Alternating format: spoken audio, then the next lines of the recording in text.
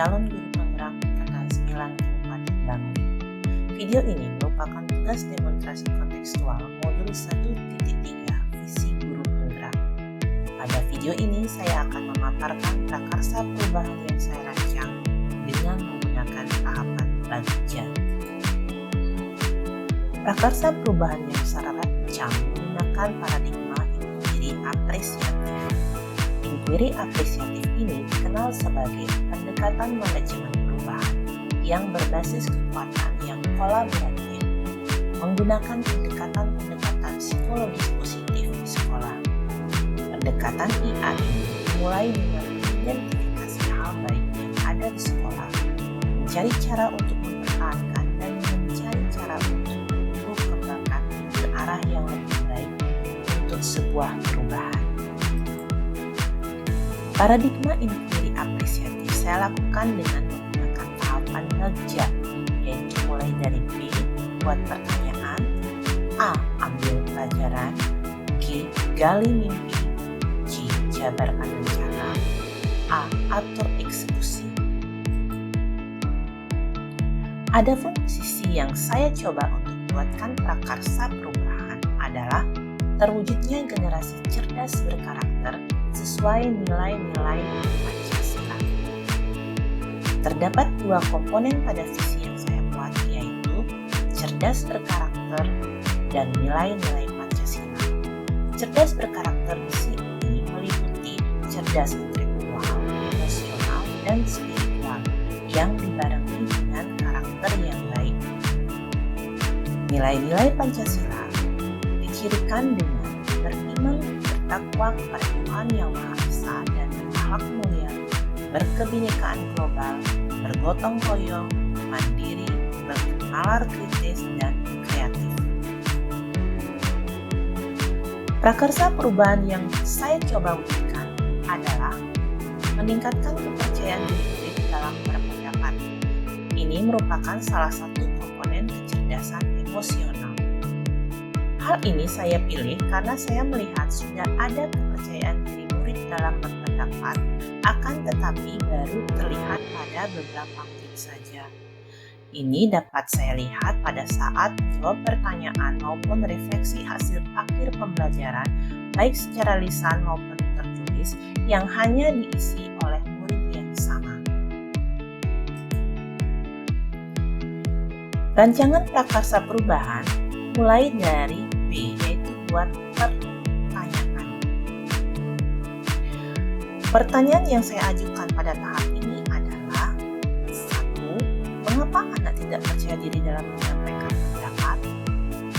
Yang kedua, bagaimana solusi yang dapat saya lakukan untuk menumbuhkan rasa percaya diri murid dalam berpendapat? Daftar tindakan yang perlu dilakukan untuk menjawab pertanyaan adalah: pertama, memberi anak motivasi tentang manfaat dari percaya diri dalam berpendapat. Kedua, berdiskusi dengan rekan guru sejawat terkait alasan murid tidak percaya diri dalam berpendapat.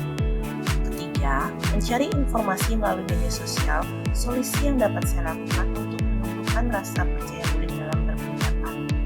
Keempat, membiasakan semua anak mempunyai kesempatan untuk berpendapat. Tahap kedua adalah A, ambil pelajaran, yang diwakili oleh pertanyaan. 1. Mencari tahu siapakah orang yang sudah berhasil menumbuhkan rasa percaya diri murid dalam berpendapat. 2. Bagaimana cara dia menumbuhkannya. 3. Keterampilan-keterampilan apa saja yang harus dikuasai dalam mendukung rasa percaya diri berpendapat pada murid. Daftar tindakan yang perlu dilakukan untuk berpendapat adalah: berdiskusi dengan guru-guru yang telah berhasil menerapkan suatu metode dalam menumbuhkan rasa percaya diri murid. Kedua, mencari tahu dan mencatat bagaimana dia mengelola kelas dalam suatu kegiatan untuk menumbuhkan rasa percaya diri. Ketiga, mengidentifikasi keterampilan-keterampilan yang dibutuhkan seorang guru dalam menumbuhkan kepercayaan diri berpendapat pada murid. Tahap ketiga adalah G, gali mimpi, yang diwakili oleh pertanyaan. Pertama, proses pembelajaran yang bagaimana yang dapat meningkatkan kepercayaan diri murid dalam berpendapat.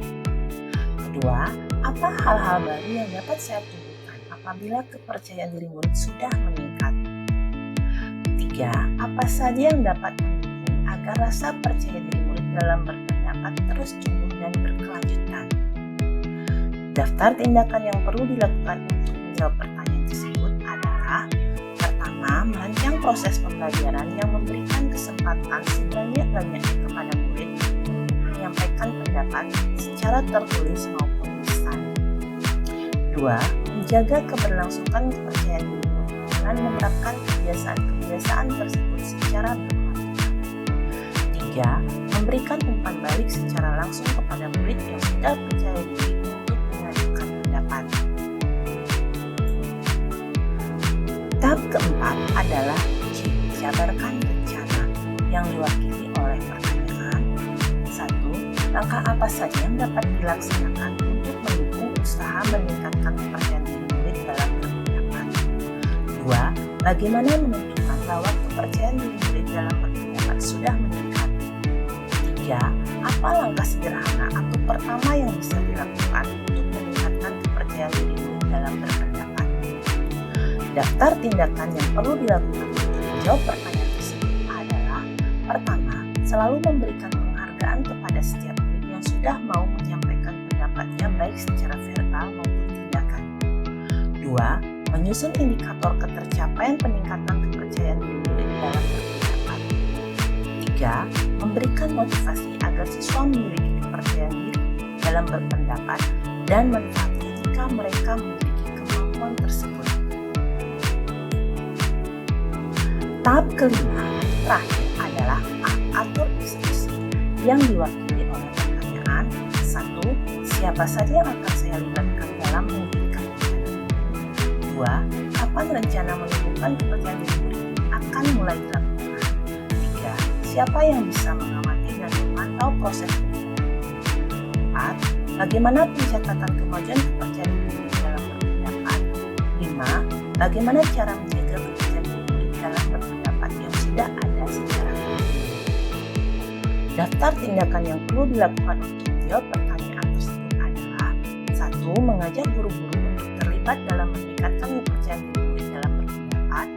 2. Rencana akan dilakukan setiap pembelajaran di kelas dalam rapat kegiatan sekolah yang melibatkan murid. 3. Setiap guru dalam proses pembelajaran sekaligus mengamati dan mencatat kemajuan peningkatan kepercayaan diri murid dalam berpendapat. 4. Menjaga kebiasaan yang sudah baik dalam pembelajaran dengan menerapkannya secara berkelanjutan. Demikianlah rancangan prakarsa perubahan yang ingin saya laksanakan menggunakan tahapan pengujian. Terima kasih.